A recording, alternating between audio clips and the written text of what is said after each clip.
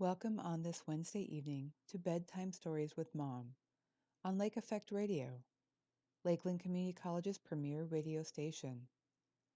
Bedtime Stories with Mom is brought to you by the Ohio National Guard. Thank you for joining me this evening. Our story format will consist of one short children's story, followed by a longer children's story that will be read in sections over several shows. Please enjoy the program.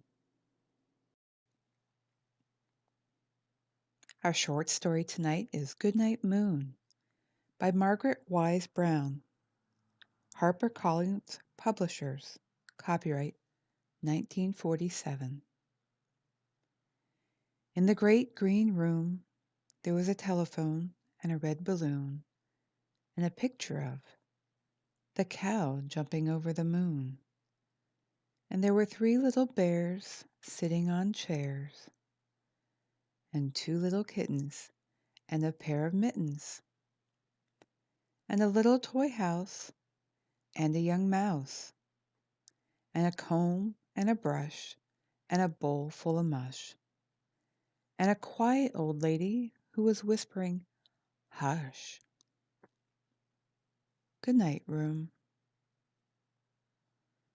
Good night, moon. Good night, cow jumping over the moon. Good night, light and the red balloon. Good night, bears. Good night, chairs. Good night, kittens. And good night, mittens. Good night, clocks. And good night, socks. Good night, little house. And good night, mouse. Good night, comb. And good night, brush. Good night, nobody. Good night, mush. And good night to the old lady, whispering, "Hush." Good night, stars. Good night, air. Good night, noises everywhere.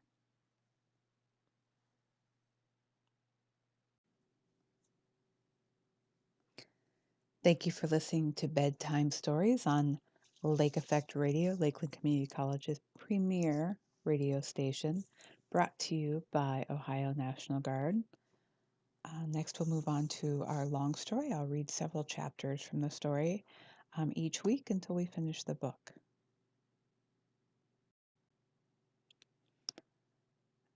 I'll be reading Peter and the Starcatchers by Dave Barry and Ridley Pearson, published by Hyperion Paperbacks for Children, copyright 2004. Peter and the Starcatchers, Chapter 6, Blackstash in Pursuit. "She's getting away," Blackstash bellowed. "Hurry up with Preston and Harbuckle, and ready those barrels." "Aye, Captain," came a shout from below. Through his glass, Blackstash saw the Wasp's gleaming black hull race for the horizon, cutting a foaming white wake in the deep blue-green of the ocean.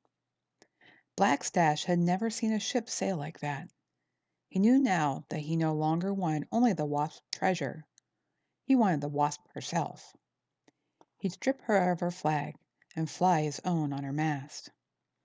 "What flag should we be flying, Captain?" First Mate Smee leaned his bulging belly over the open chest of flags captured from ships the Sea Devil had scuttled. "Let's make it something colorful," said Blackstash. "The Union Jack would do just fine, eh? She'd like that, wouldn't she? Kissing cousins." Blackstash liked the British flag. He had a dozen or so in his collection, and felt especially proud when he sank a ship belonging to the Queen. Blackstash had no love for the Queen, no love for women of any sort, except for his ma. He had a real soft spot for his ma, and was truly sorry for the time he marooned her. "What's the delay down there?" Blackstash thundered. On the main deck, several men were trying a fat crewman's ankles to his wrists behind his back, so he looked like a rocking horse. A gag covered the man's mouth, or he would have been heard screaming for his life. The Union Jack was run up the Sea Devil's mainmast and snapped loudly in the wind. Black Stash held the glass to his eye again, watching the retreating wasp getting farther away each minute. "How do you plan to take her?" said Smee, grinning. "Fire?" One of Black Stash's many tricks was to sail close to another ship at night, and using a smoking barrel of tar, made it appear the Sea Devil had caught fire. His prey would turn and come to help, only be rewarded for this act of mercy by being attacked. But Black Stash knew that even if he could get to the Sea Devil close, the wasp Captain Scott was too experienced to fall for that ploy. "We'll have to think of something better than that," Black Stash said. "The broken mast trick?" Smee slapped his leg. "I love the broken mast trick, Captain." Black Stash snorted. "She's carrying the richest treasure ever taken to sea," he said. "She won't fall for the broken mast." Below, the crew had finished hog-tying the first man and had started on a second, also a portly fellow. He looked just as terrified, his cries muffled by a gag. Black Stash smiled. He loved other people's misery. "Captain," said Smee, very timidly, "why are they tying up Preston and Harbottle?" Preston and Harbottle were both very good sailors, and Black Stash seemed to be preparing to toss them overboard for no good reason. Black Stash spat at a gob onto Smee's bare foot. "Smee," he said, "I've decided we're going to take the wasp the old-fashioned way." "Sir?" "I mean without cheating," said Black Stash. "Without cheating, sir," Smee said, shocked. Black Stash always cheated. "Not this time," said Black Stash. "Captain Scott won't stop the wasp for no trickery. We've got to pure run her down, Smee." "But how, Captain?" said Smee. "Are we going to use the ladies?" Black Stash shot Smee a look of contempt, which sent a chill down Smee's spine. "You injun," the captain sneered. "We can't use the ladies on the heading. We've got to get a beam from the wasp, then turn downward. Then we raise the ladies and run her down." "But, Captain," Smee said timidly, "how do we get a beam of her? She's fast as wind and pulling away." "Yes," said Black Stash. "We need more speed, and that means we need to get rid of some weight. So I've ordered the crew to throw most of our water overboard." He pointed toward the stern. Smee turned and saw crewmen rolling heavy wooden barrels towards the rail and heaving them over the side. Smee gasped. Even for Black Stash, that was insane. At sea, there was nothing more precious than water. Nothing. Not even rum. Nobody ever threw water away. "Captain," Smee sputtered. "Sir, we can't. I mean—" "Smee," said Black Stash, savoring his own malignant brilliance, "water is heavy, right?" "Yes, Captain, but—" "And we'll run faster without the weight, right?" "Yes, Captain, but—" "And if we run faster, we'll have a better chance of catching the wasp, right?" "I suppose so, Captain, but—" "And when we catch the wasp, we'll have the wasp water, won't we now?" Smee fell silent now, finally gasping the lunatic plan. "Don't you see?" said Black Stash. "It's a carrot for the men. They know we're carrying just enough water for a few days, so they'll know we have to catch the wasp in that time, or they die of thirst. Isn't it a fine plan, Mr. Smee?" Insane, thought Smee. But what he said was, "Aye, Captain, brilliant." "Of course it's brilliant," said Black Stash. "And to make it even more brilliant, I'm going to give the crew another carrot." "Another one, Captain?" Smee did not like the sound of that at all. "Yes," said Black Stash, admiring his own genius.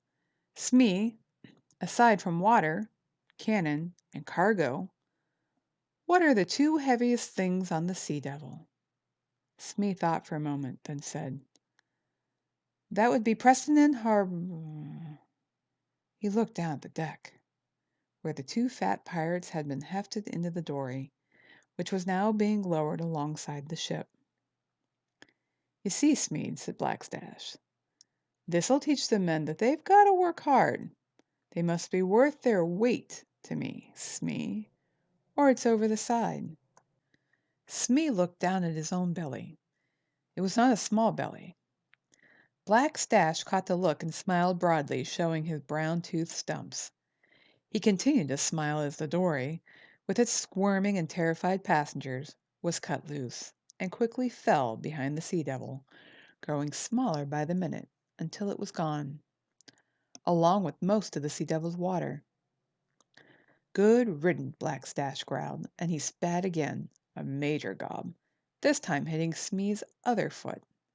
He turned to face the crew, now watching him warily. "The dead weight is gone, men," he said.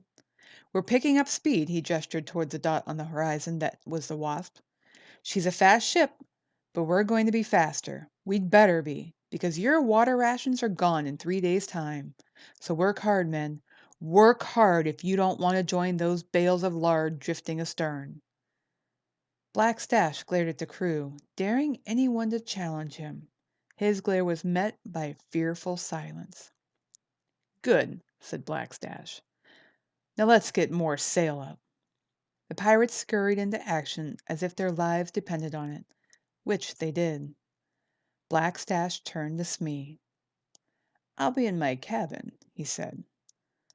"When I come back, I want that ship," he pointed to the distant Wasp, "to be closer.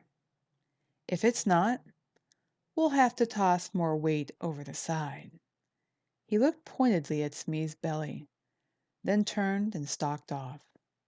Smee pushed the men hard all afternoon and ate no dinner that night. Peter and the Starcatchers, Chapter 7. Peter Ventures Aft. By the third day, the boys were so hungry that when Hungry Bob brought their daily slop, they actually ate some of it. They picked carefully through the lumps still, to Hungry Bob's delight, passing on the wriggling ones, and choking down others as best they could.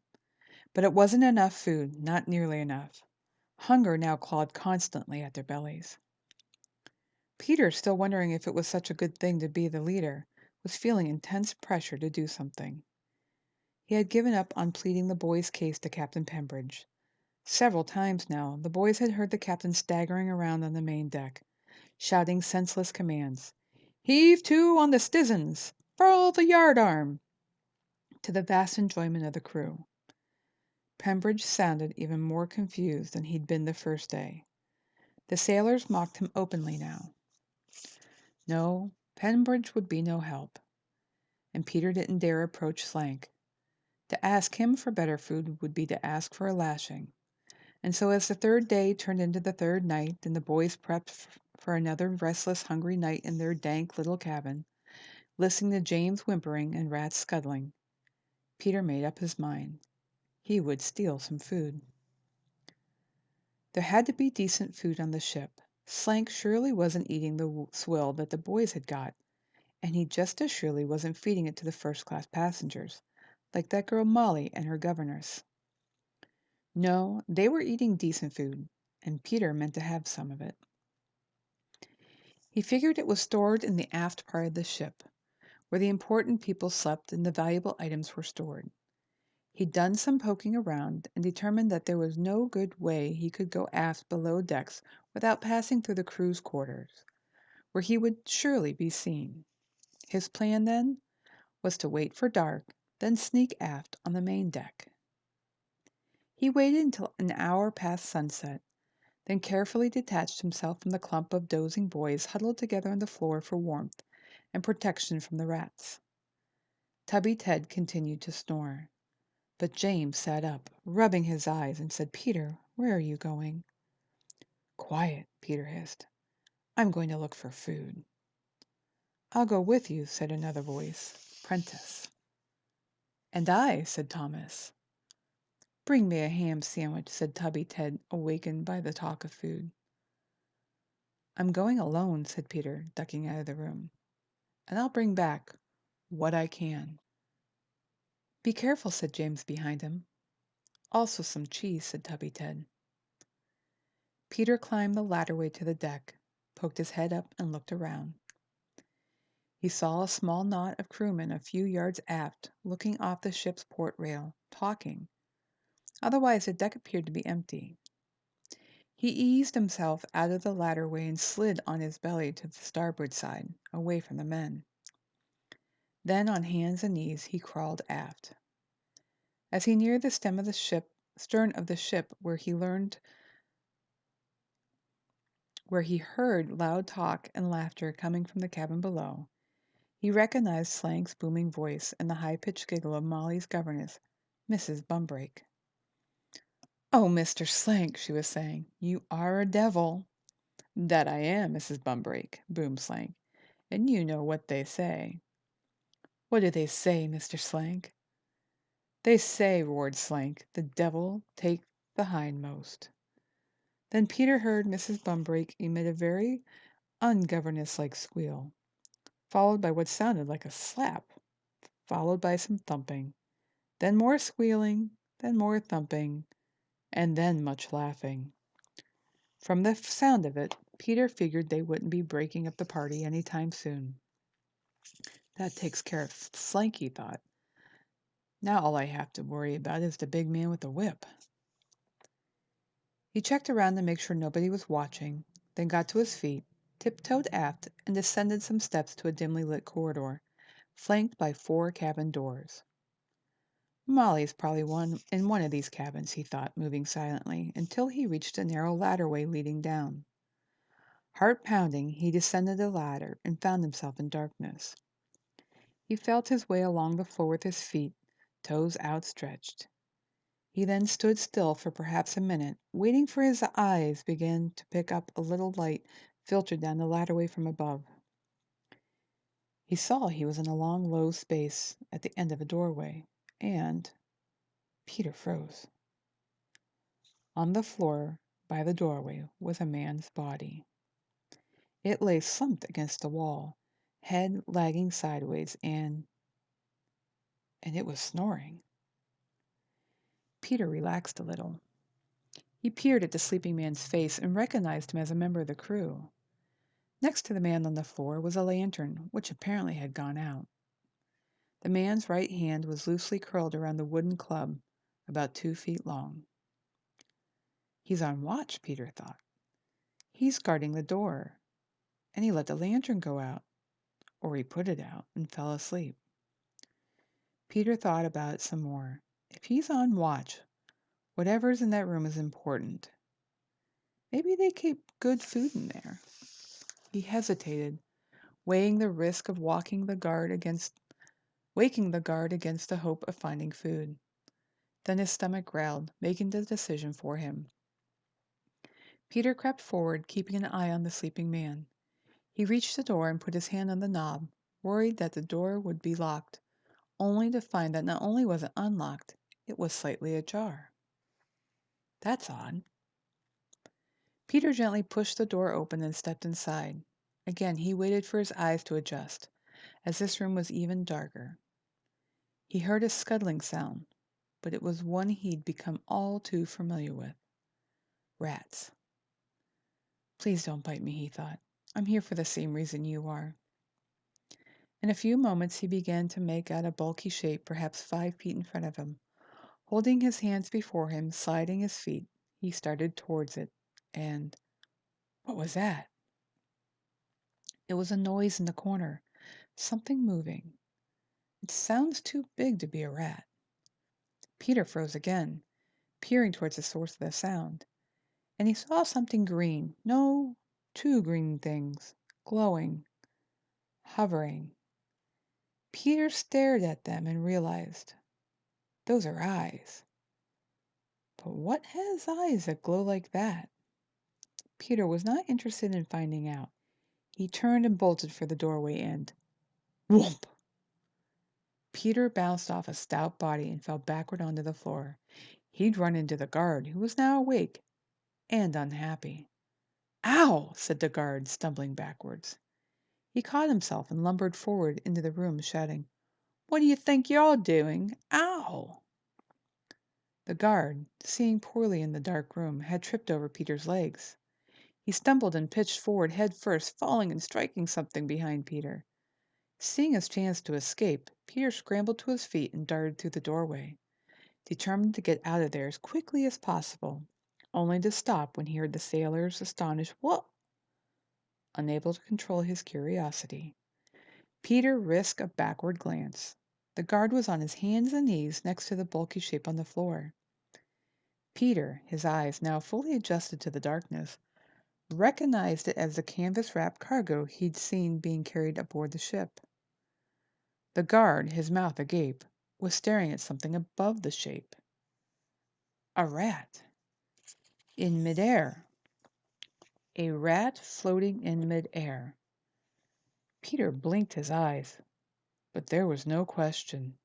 The rat was suspended in space, as if hanging from a string. But there was no string. As Peter and the guard stared at the rat, it waved its legs slowly, almost languidly, as if swimming, and began to drift towards the doorway, toward Peter.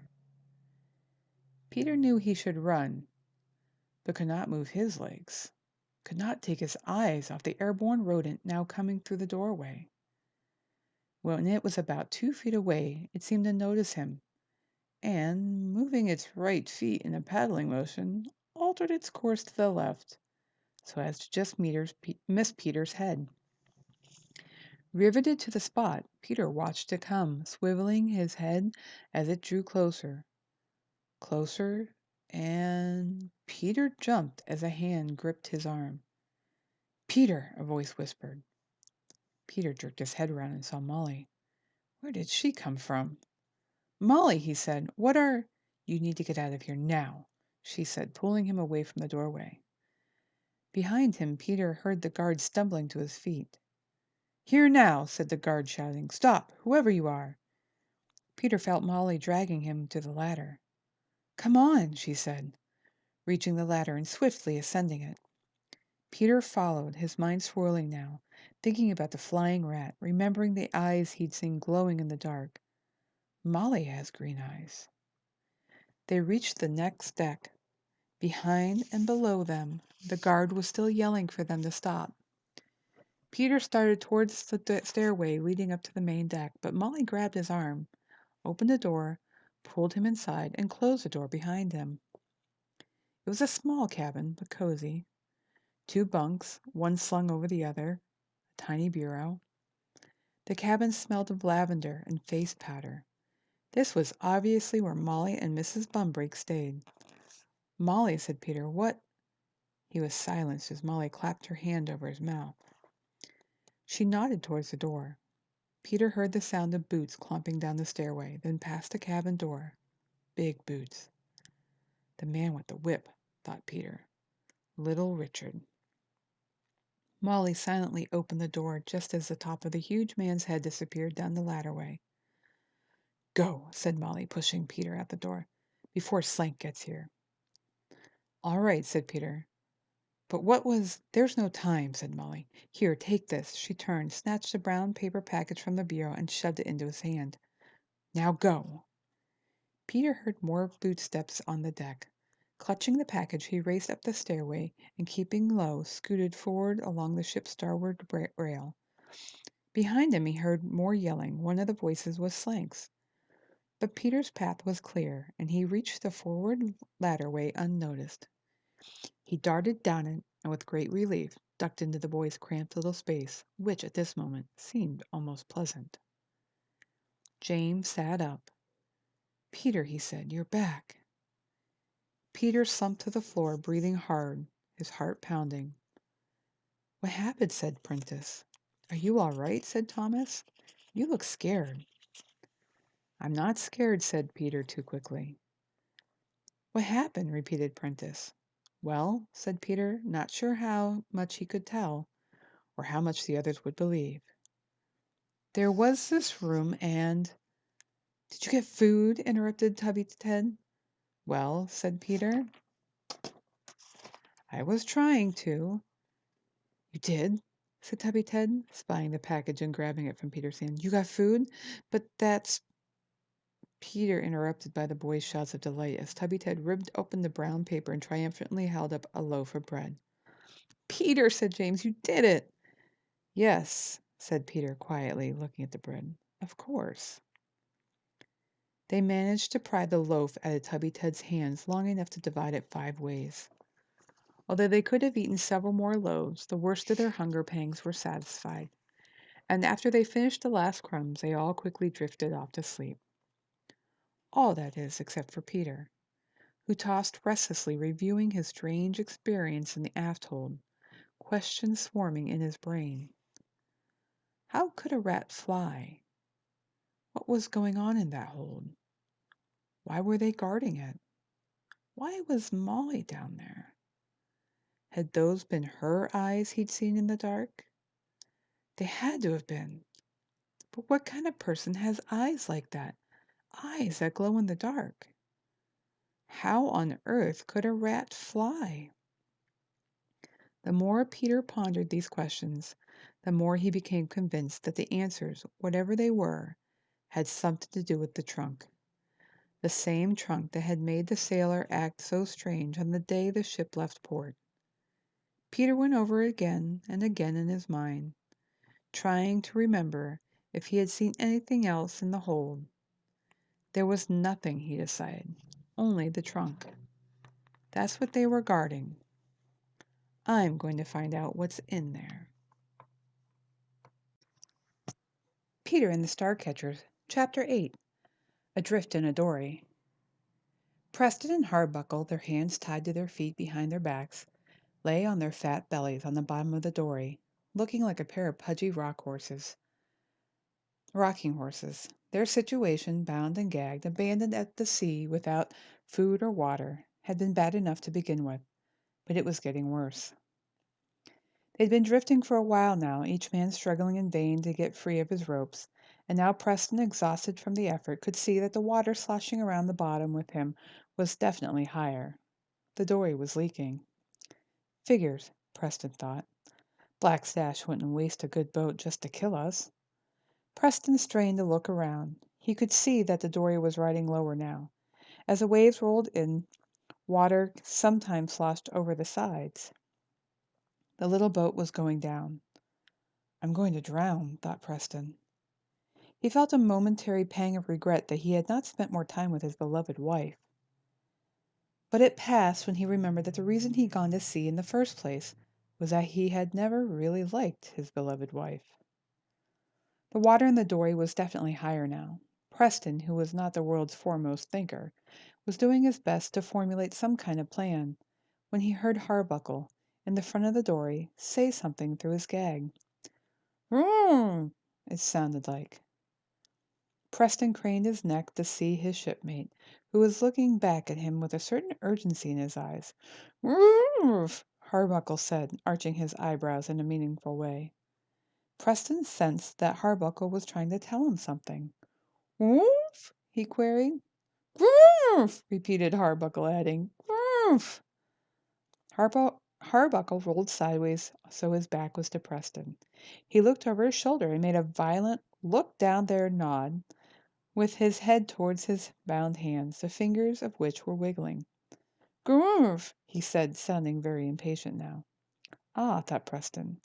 He wants me to do something. This seemed to Preston like a sound idea. Doing something. But what? Preston made a frowny face at Hardbuckle to indicate what.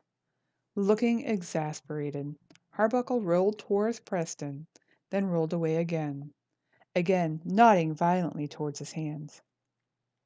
"Goomph!" he said, and suddenly Preston understood. He wants me to roll over so he can untie my hands. What a good idea! He nodded his head violently to indicate that he understood. Then, with a massive heave, he rolled his bulky body towards Harbuckle's. The good news was, Preston's roll took him just the right distance. He and Harbuckle were now back to back, their hands just touching. The bad news was, by shifting his massive weight forward to join Harbuckle's, he had overburdened the bow of the dory, and cold sea water was now sloshing into the tiny boat. Move! Shouted Harbaucle, and Preston felt his shipmate's hand clawing frantically at the knots on his own. He tried to hold still, but as the water rose, he had to squirm and struggle to keep his head above it. But the water was coming in fast, and Preston could no longer grab any grasps of air, and so he held his breath as long as he could, until his lungs screamed in agony, and he grabbed at his aching chest and— Wait a minute. He was grabbing his chest, which meant his hands were free. Desperately thrusting himself up, Preston got to his knees, tore the gag from his mouth, and gulped sweet sea air. He saw that the Dory was now swamped, but he was still alive. He could barely believe it. A moment ago he'd been at death's door, but now he was still breathing, and he owed it all to Harbaucle. Preston plunged his head back under water and found his shipmate's body not moving. Frantic, Preston grabbed Harbaucle by the hair and yanked his head to the surface where, thank goodness, it made a faint moaning sound. Preston yanked the gag from Harbuckle's mouth, which began to cough, and then spew seawater, and then finally to speak. "You idjit," he said. "You rock-headed, lobster-brained moron." "I'm sorry, mate," said Preston. "I forgot you was down there." "You forgot I was down there?" said Harbaucle. "I untie your hands and save your worthless life, and you forgot I was down there?" "Only for a minute," said Preston. "Untie my hands," said Harbaucle, "so I can wring your neck." Harbaucle calmed down as Preston untied him, and both men began to understand that although they had escaped immediate death, their long-term prospects were not good. They tried using their hands to bail out the Dory, but it was hopeless. For every handful of water they scooped out, the waves brought more in. Eventually they stopped trying as exhaustion, cold, and despair settled in. And then Preston saw it on the horizon. "Look!" he shouted, pointing. Harbaucle squinted, and he saw it too. A mast. Harbaucle said, "You don't suppose they're coming back for us?" "That couldn't be good," Harbaucle said. "No," agreed Preston. Perilous as her situation was, it was probably better than whatever Black Stash would have in store. "Wait a second," said Harbaucle, squinting hard. "That ain't the Sea Devil." Preston took a long look. "It ain't the Wasp either," he said. The two pirates looked at each other, then both rose up, nearly capsizing the swamped Dory, and began waving their arms frantically. "Over here!" they shouted. "We're over here!" With agonizing slowness, the distant ship drew closer. The two castaways, their voices growing hoarse, kept shouting and waving, desperate for a sign of recognition. Finally, Preston saw it. "Someone's waving at us!" he shouted, jumping up so violently that the much-abused Dory finally did capsize, leaving the two pirates swimming, or trying to. But there was no question. The ship was steering toward them now, and as it drew close, both men could clearly see the person who'd been waving at them. The person who'd seen them first and waved and saved their sorry lives. "Why," said Harbaucle, "it's a boy." You're listening to Lake Effect Radio, and I'm the mom, and this is Monday Mornings with Mom, brought to you by Cardinal Community Credit Union. Peter and the Starcatchers, Chapter 9, The Rescue. Peter leaned over the port rail to watch as the two fat, wet men clinging to knotted ropes were hauled slowly aboard the Neverland. The seas swelled and shifted, the fat men crying out as they swung like pendulums. Peter had seen the drowning men first. He pointed them out to a sailor, who'd run to tell Slank. Peter had kept waving as the Neverland drew closer, to let the men know they would be rescued. And now, as they were hauled aboard, Peter was as curious as everyone else to learn who they were and how they got into their predicament. He joined the crowd, forming a circle around the men as they sat on the deck, dripping, panting, looking apprehensively up at their rescuers. Peter noticed Molly on the other side of the circle. Their eyes met for a moment, then Peter looked away. "Why do I always look away?" "Move aside," said Slank.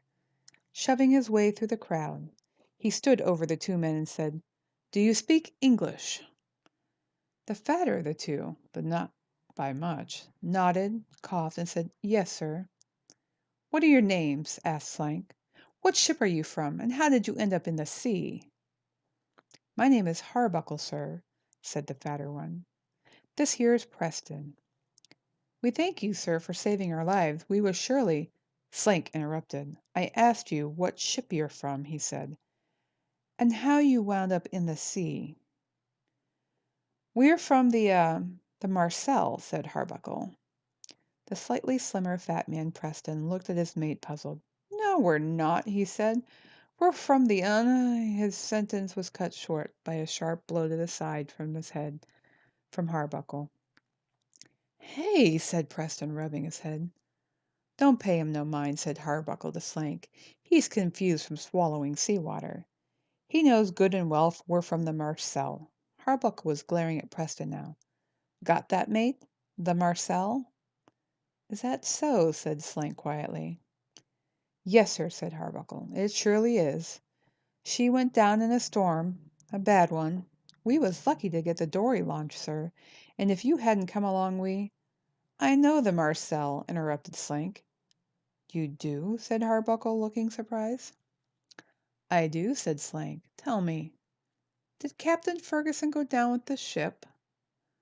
Harbuckle hesitated, then said, "Aye, sir, that he did. He was a courageous man, Captain Ferguson." "Yes," said Slank, "he was. Now there's one more thing I need you to tell me." "What's that, sir?" said Harbuckle. Slank drew his knife, the blade's honed edge glinting. "What part of you do I feed to the sharks first?" The crowd gasped, some drawing back, some moving in for a better view. "No," said Harbuckle, his fear-widened eyes riveted on the knife. "Please, sir, why?" "Because you're a lying piece of kelp," said Slank. "The Marcel is commanded by Captain Page. Captain Ferguson died 20 years ago." Slank took a step toward Harbuckle, who scrambled backwards. "Please, sir," he screamed. "No, no, no, I tell you the truth." "And what would that be?" snarled Slank. "We was thrown off the Sea Devil," said Harbuckle. Another gasp from the crowd. Slank barked out a laugh. "Do you expect me to believe that Black Stash would sail with a pair of fat slugs like you?" "It's true, sir," said Harbuckle. "I swear it." He turned to Preston. "Tell him, Preston. Tell him what ship you're from." "The Marcel," he said. "No!" "But you said—" "Tell him the truth before he kills us, you idiot!" screamed Harbuckle. "Well, make up your mind," said Preston. To Slank he said, "I tried to tell you. We're from the Sea Devil." Slank studied the two men. "All right, then," he said. "If you're from the Sea Devil, what were you doing in the sea? And before you answer, know this. If I think you're lying, you'll go right back into the sea." He flashed the blade. "In pieces." Harbuckle gulped. "Sir," he said, "Black Stash put us adrift in a dory." "And why would he do that?" said Slank. "To lighten the Sea Devil," said Harbuckle, "to give her speed. He even threw most of the water barrels overboard." Another crowd gasped. "You're lying," said Slank, stepping forward again. "No captain throws water overboard." "It's true," said Harbuckle. "Black Stash is mad. He says now the crew will have to catch the Wasp to get the water." "The Wasp?" said Slank. "Black Stash is after the Wasp." Peter noticed that across the circle Molly had moved forward a step. "Her father is aboard the Wasp." "Yes," said Harbuckle. "He says there's a treasure on the Wasp." "And what would that be?" said Slank. "He didn't specify," said Harbuckle. "He just said it was a great treasure, the greatest treasure ever taken to sea, he says." Peter saw Molly frown. "The greatest treasure ever taken to sea," repeated Slank softly. "That's what he says," said Harbuckle. "Any clue to the nature of this treasure?" Slank asked. "A trunk," Harbuckle said. "It's in a trunk. Blackstash has a prisoner, an officer of the Royal Guard. He's the one who told Blackstash about the trunk. Says a fine trunk was brought aboard just before the Wasp set sail, escorted by a dozen armed men." "What's in this trunk?" said Slank. Molly was staring hard at the pirate now. "I don't know," said Harbaucle. "The guardsman prisoner don't know neither. Just that it's to go from the Queen of England to the King of Rundoon by the fastest ship afloat, under the heaviest guard. Whatever it is in there, it's important enough to have two royals concerned about it." Slank stared out to sea for a long moment, then looked back down at Preston and Harbaucle, who watched him fearfully, awaiting their fate. Another long moment passed. Finally Slank spoke. "You're pirate scum," he said. "Yes, sir," said Harbaucle, "but we—" "Shut up," said Slank. "You're pirate scum, and what I should do is throw you both over the side right now." Harbaucle whimpered. Preston wet his pants, but nobody could tell. All his clothes were already soaked. "But I'm going to let you live," said Slank. "Thank you, sir," said Harbaucle. "Shut up," said Slank. "I'm going to let you live for now because you might be useful. For now. Little Richard?" The giant loomed behind Slank, his whip coiled on his fat leather belt. "Take this pirate scum below. The rest of you men get back to work." The crowd dispersed, the sailors murmuring about the drama they just watched. Peter edged his way towards Molly, who was still staring at the spot where Harbaucle had lain. "Molly," he said. She looked up at him, her face blank, her green eyes devoid of their usual sparkle. "What?" she said. I I know your father's on the Wasp," he said. "Yes," she said. "Well, I hope he'll be all right. Thank you." Molly turned to go. Peter could see she didn't want to talk, but he burned with curiosity. "Molly," he said. She turned back. "I want to thank you for last night," Peter said, "for helping me." "You're welcome." She started to turn again, but Peter put his hand on her arm. "Wait," he said. What were you doing in that room? What are they keeping in there? And did you see the rat in the air? Did you see it?" Molly was staring at him now. "Peter," she said, "listen to me. This is very important. You mustn't—" "Molly!" The two youngsters were suddenly separated by the massive form of Mrs. Bumbrake. Her front side toward Molly, leaving Peter face to face with her formidable backside. "I've told you 1,000 times you are not to be on this deck without me, and you are to stay away from the riff-raff. But no back talk, young lady. You come with me." With Molly in tow, Mrs. Bumbrake barged away, leaving behind a cloud of lavender. Peter watched them go. "I mustn't what?" He drifted forward toward a knot of sailors who were pretending to work while they gossiped. There was much to gossip about. There were the two rescued pirates, of course, but also something else. Something that had happened last night, news of which was circulating around the ship. "Guarding the door," one of the sailors was saying. "He says one minute he was wide awake, next minute he wakes up on the floor, like there was a spell cast on him, he says." Peter moved closer. "Magic spell?" scoffed another sailor. "Not hardly. Too much rum. That's your magic spell." "No," said the storyteller. "Not John. He don't drink, not a drop. That's why Slank give him the guard duty. No, he says something put him out, and when he woke up there was people in the room. Voices. So John goes running in there and somebody runs right into him." "Who?" "He didn't see. It happened sudden, he says. But whoever it was, he trips John, and John goes head first into that trunk." "What's in that trunk, anyway?" "Dunno," said the storyteller, "but whatever it is, Slank guards it like gold. So anyway, John's trying to get up, and his head feels busted open, and he looks up, and then he sees it." The storyteller paused dramatically. "What?" asked one of the listeners. "He sees what?" "A rat," said the storyteller. "A flying rat." "You mean it was jumping, 'cause I've seen him jump as far as it—" "No," said the storyteller. "John says it was flying." "That's the bump on his head talking," said one. I don't know. It ain't like John to imagine things. Well, I don't believe it. I've sailed with rats for 30 years and they don't fly. I think it's true, said a new voice from a big man with a big wart on his nose. The sailor Peter had seen acting strange around the mysterious cargo on the first day. He looked around at the group. I believe John, he said. Why is that, Alf? Because a rat was in the room with that trunk. I touched that trunk the day we set sail. There's something strange about it. Strange is one thing, Alf. Flying rats is another. But I'm telling you, I felt it, said Alf. I felt something. I don't know. Magic. I felt like. Alf looked around, hesitant. Like what, Alf? Like. Like I could fly, said Alf. There was a pause, and then the crowd erupted in laughter. Sure, Alf, you could fly. You're a regular bluebird, Alf. Look out, said somebody. Slank's coming. The sailors, still chuckling, quickly dispersed, leaving Alf red-faced, staring at his feet. Peter hesitated, then approached the big man and tugged at his sleeve. Alf looked down at him. What is it, boy? He said.